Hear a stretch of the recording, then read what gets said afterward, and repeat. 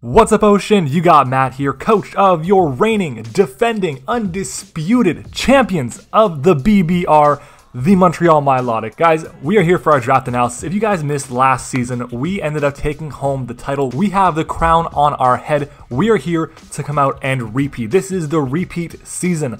Guys, I'm so excited for this season of the BBR. I think it's going to be an incredible experience. We have 20 amazing coaches all fighting for one championship, with 11 mods this time around instead of 10. It's going to be a huge change to what we've been normally accustomed to. But guys, we had the 4th pick in the draft. That is really good. I am so happy with that pick because it means I get to probably get one of my favorite Pokemon to draft. One of the Pokemon I've been looking forward to drafting forever, and that is going to be Tornadus T. Really want to pick that thing up, especially considering that Coco, which could have fallen to me.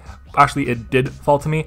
I didn't want to take that because I already have it in NCP. But regardless, guys, before we do get started and everything, I do want to say thank you guys so much. We ended up hitting 900 subscribers last night at the time of recording this. I want to give you guys a huge thank you. The Ocean is 900 members strong. That's amazing. Thank you guys so much. We are still on the road to 1,000 though. Okay, that is the end of year goal. I know we can reach it. We got 5-6 weeks left before that happens. I know we can get it done. 50 days, we can definitely get that done. So if you haven't already, guys, make sure to subscribe to the channel if you enjoy competitive Pokemon content. I got some amazing stuff planned down the line, so make sure to stick around if you enjoy that kind of stuff. But anyways, let's go ahead and get started. Like I said, we had the 4th pick in the draft. I had tons of different options, and the Pokemon that I was looking at the most was Tornadus Therian.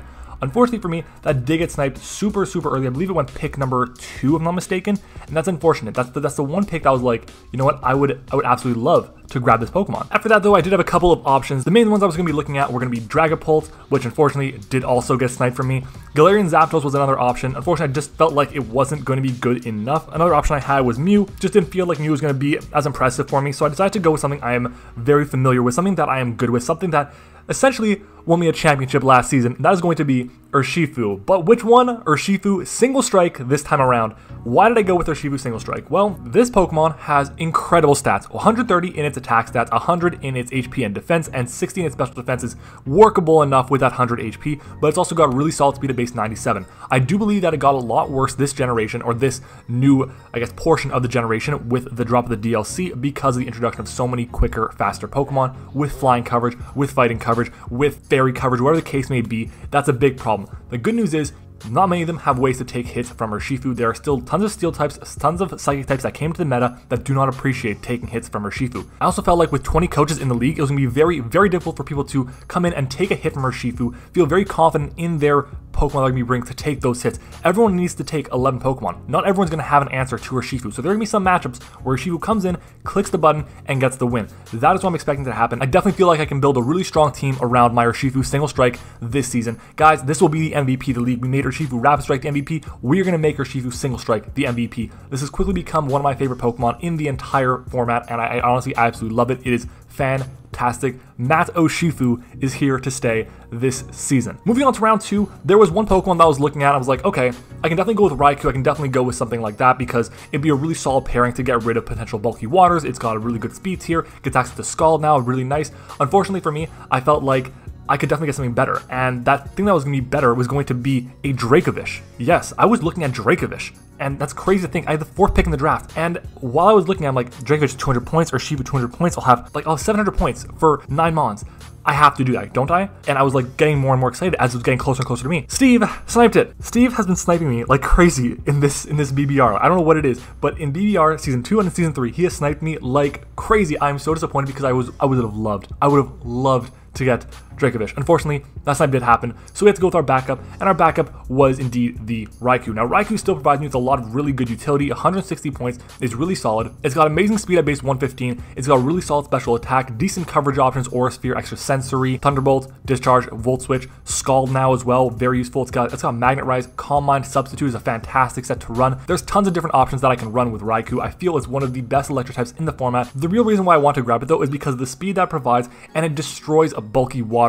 That was really what I wanted to do, and I feel like Raikou definitely provides that.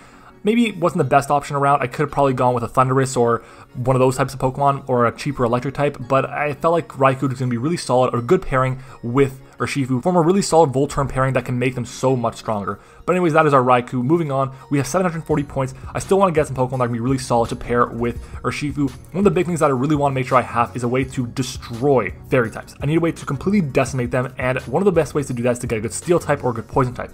I decided to go with a good steel type, and that is going to be Metagross. Metagross is phenomenal in this format. I love it here. It is slow at base 70, so it's not great. It does not get teleport. I wish it did, or Baton Pass, or Parting Shot, or whatever, but it hits so hard. I believe it's got 135 or 145, I think it's 135 in its attack stat, which is enormous. It's insane. It's got priority and bullet punch.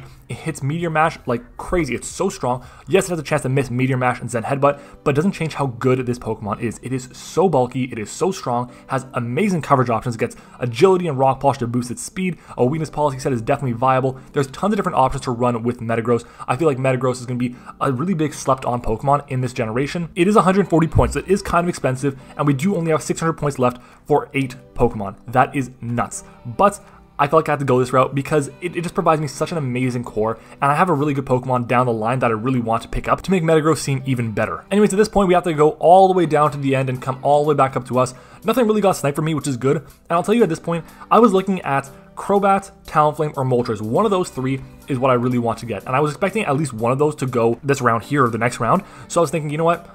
I'm going to wait because none of them have been taken yet. I'm going to grab something else. And I ended up taking a Pokemon that I'm really happy I took because I ended up sniping Howler, who I think picked right before me, of the next one, which is going to be Diancie. Now, Diancie provides me something very important. That is a really solid fairy type, one that also gets momentum, a Pokemon that sets up rocks, a cleric as well with Heal Bell. It gives me access to an amazing special Wall Breaker and Sweeper, Power Gem, Diamond Storm, Moonblast, Draining Kiss now. It's got solid coverage as well, like Earth Power. It's got an agility, or not an agility set, but a Rock Polish set as well, Calm Mind, Iron Defense. There's so many things that Diancie can do, and I really want to grab it. It's also 80 points, which is good. The other fairy I was looking at was Comfey, which is 100 points, and that's great and all. It's Comfey, it gets priority and everything, but it's 100 points, which is a little bit too expensive because I felt there were better, cheaper fairies out there, like Aromatisse, Slurpuff. They're all about the same range or less expensive. They do a bit more than Comfey does. So Diancie here is amazing because I have really solid answers to Steel types. Steel is the big type that this thing is weak to, and Steel is destroyed by my Metagross, which resists it, but also has moves like Earthquake to destroy them back, Thunder Punch to destroy back those Steel flying types,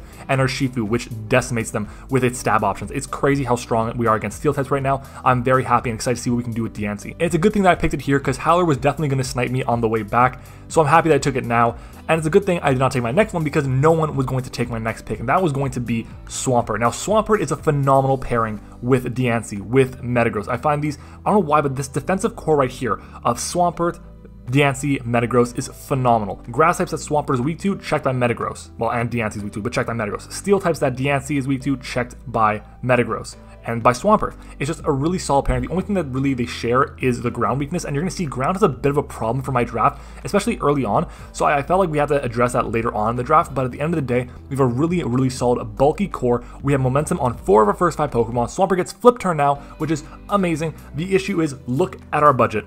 380 points for 6 Pokemon. That is not good at all, especially if I want to get a Moltres or a Crobat or a Talonflame. All of those fall in the category of 120 point Pokemon, so we have to be definitely very careful with how we budget ourselves and make sure we can get a really strong team, even though we're not spending as many points per Pokemon that we would be last season, because we now have 11 Pokemon instead of 10 and 1100 points instead of 1200 points. Big change. But let's go ahead and jump into our next mon. Again, like I told you guys before, this at this point it's the wheel. We had our 2 picks, then we have to wait all the way until it comes back to us. And I'm still looking at Moltres, Crobat, and Talonflame. None of them got taken. Again, so I'm like, I'll just wait another round then?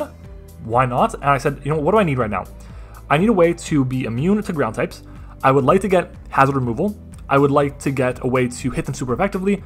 What can I do that gets me all that? Well, Cryogonal does that. Cryogonal is amazing. It's amazing for 80 points. It does exactly what I need it to do. It gives me all that. Removal, speed, a way to hit ground types with freeze dry, a way to hit water types as well with freeze dry. It's got decent coverage options. It's got recovery as well. It's just a real pain in the ass to deal with, and it really bridges the speed tier between Urshifu and Raikou very well. So I feel very confident in my speed tiers right now. We have a little bit of a gap between Urshifu and then our base 70 in Metagross, but we can definitely work on that later on. I feel this pairing right now with Cryogonal is really solid. We are weak to fire types, which Swampert and Diancie do check. We are weak to fighting types, which Metagross and Diancie kind of check, and this is another problem. We're getting weak to fighting types as well, but we definitely have options around these types later on in our draft. We support Cryogonal really well, and the good thing is we also picked it at the perfect time because D-Ray wanted this and we sniped him. We were sniping people like crazy this draft. Basically, since we got sniped of Dracovish, we have been going on a tear, basically sniping everyone every single time down. And that is crazy. I'm really happy with that. Moving on though, our next pick. Look at my team. What do I need? I need an answer to ground types. I also need a water resist because my water type is also a ground type, meaning it is neutral to water. So what does both of those things? Well, a good grass type does those things. But there weren't many grass types that were within my budget that also gave me something that would be very, very useful down the line. I was thinking like, okay, what can I do here? I could go the route of like an Eldegoss or something, but it doesn't get momentum, so there's really no point in getting a grass type that's that cheap. I also want to make sure my grass type is good enough so it's not completely disregarded by a lot of opposing water types. So because of that, I decided to go with Appleton. Appleton is a Pokemon I never expected to be drafting. It is incredibly bulky though. It is so fat, and with thick fat, its 4 times weakness to ice is no longer really a weakness. It's basically hit neutrally, which is really solid. It gets access to recovery and synthesis, very solid there as well. And at the same time, it's got a really solid resistance to fire, a 4 times resistance to water. That's just what I needed. Is exactly what I needed. Basically, this Pokemon does so much for me. It gets access to powerful special dragon moves and powerful special grass moves as well as leech seed. Really good mon all around. It's all I have to say about it. Honestly, for 80 points, I'll take it. It leaves me 220 for the remaining 4 Pokemon. And still, I have yet to take my Moltres, Talonflame, or Crobat because none of them have gone off the board. I am so excited for this because it's looking like we're going to have to take that with our last pick. Moving on to our next Pokemon, I needed a way to take fighting type hits, so a good ghost type would be essential because I didn't want to double up on a fairy type or a psychic type because I do have Metagross and Diancie. So because of that, I went with something that's a little bit faster, something that's a little bit frailer, but at the same time hits really hard on the special side, and that is going to be another fairy killer in the form of Haunter. Haunter for 40 points is a steal. It's really good. It's got amazing special attack, amazing speed. It's got really good coverage as well. It is immune to ground type attacks because of Levitate. So now my ground weakness that I had early on with Raikou, Metagross, Diancie, and then my first 5 at least being hit super effectively or neutrally by ground is mitigated because I have 2 Levitators and a resistance to ground type attacks in by Appleton. I find this to be an incredible pairing with our team. Obviously, we don't have momentum on these last 3 Pokemon. That is a bit of a problem, but at the end of the day, Haunter provides me with a lot in terms of special offense that my team could really benefit from. At this point, we have so much special offense, we have so much physical offense, we have so much bulk, we have a good amount of speed. I feel very confident in these first 8 Pokemon. Very happy with the Haunter. Our next mon is going to be the, oh boy, okay. Hear me out on this. Hear me out on this, okay? Because it's I need webs. I felt like webs would be very solid. There were a couple of really cheap options. I could have gone with something like a Swirlix or a Shuckle. Shuckle gives me another rocker as well. But instead, I did not go with any of those. I went with the I went with Charjabug. Beep beep, the Charjabus is here.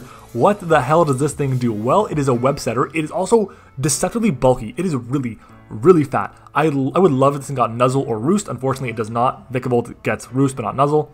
What are you going to do? But it is one of the few web setters that also gets access to Volt Switch, allowing me to switch out very freely against non-ground type Pokemon or Pokemon with access to electric immunities.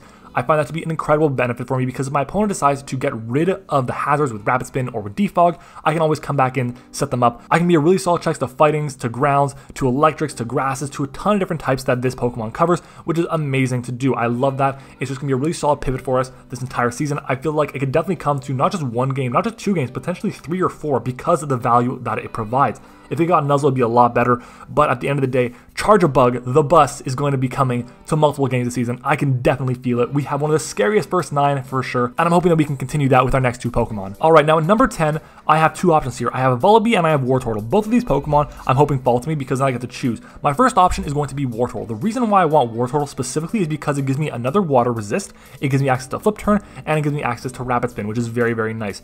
Vullaby, on the other hand, it gives me another ground immunity, which is useful. It gives me another ghost resist. Actually, it's going to be my second one outside of the Urshifu, which at the end of the day, I'd like to have more than just Urshifu, which is nice. It also gives me U-turn and it gives me access to Defog. Unfortunately for me, Wartortle got sniped. That was my primary because at this point I only have 1 water resist, and that's going to be the Appleton. So because of that, we ended up going with the Vullaby. Now Vullaby is the only returning member of our championship roster, and I'm excited to have it back. It only came to 3 games last time around, but it definitely takes away a lot of what my opponents want to do. It's got amazing options to pivot around with U-turn. It's got access to knockoff. It's my first Pokemon that actually has knockoff on this entire team. I think outside of the Cryogonal, I'm pretty sure Cryogonal gets knockoff somehow, but regardless, it gets knockoff, it gets U-turn, it gets Defog, it gets access to Foul Play as well. There's a ton of different options. It's a very supportive Dark type and Flying type, which my Urshifu is definitely not. And for 40 points, I'll take it. And at this point in time, you guys can see we have 120 points left. Neither Moltres, nor Crobat, nor Talonflame have been taken from the draft, which means I get to pick up one of those, my choice, and this is the choice that I wanted. All the way back in round 4, I wanted this Pokemon, and I ended up going ahead and grabbing it in the last round. This is amazing. It allowed me to just snipe everyone. Getting a team this good in the BBR in a 20-team league should not be allowed, and it only was allowed because I was able to wait and wait and wait on Moltres until the final round. Moltres is amazing in this format. Because of heavy duty boots specifically, this Pokemon becomes so much better. 120 points, gets access to powerful fire and flying moves, gets access to U-turn.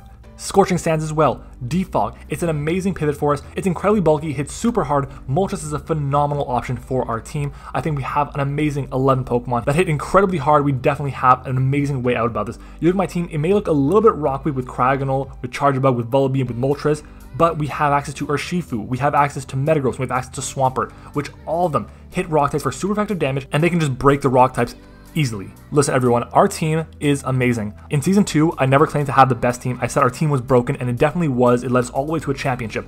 But this team here, compared to a lot of the other teams around, it is very, very scary. We definitely have a ton of options to really threaten our opponents. I'm hoping and praying that these 11 Pokemon can get us that repeat that we so desperately want. Guys, I'm your Season 2 champion of the BBR, but I will also be the Season 3 champion of the BBR. So make sure to like the video if you guys enjoyed. If you guys are going to be supporting the Montreal Milotic in Season 3 of the BBR, then do me a favor and subscribe to the channel, guys. Like I said before, we are on the road to 1,000 subscribers, and I cannot do it without you guys. Thank you for watching the video. I hope you enjoyed it, and I'll see you guys for Week 1 when we have the rematch of the finals against Grandmaster D-Ray and his San Diego Snugglers. Guys, it's going to be incredible. Let's do this. Season 3 of the BBR, the repeat season. Thank you all for watching, and I'll see you all next time.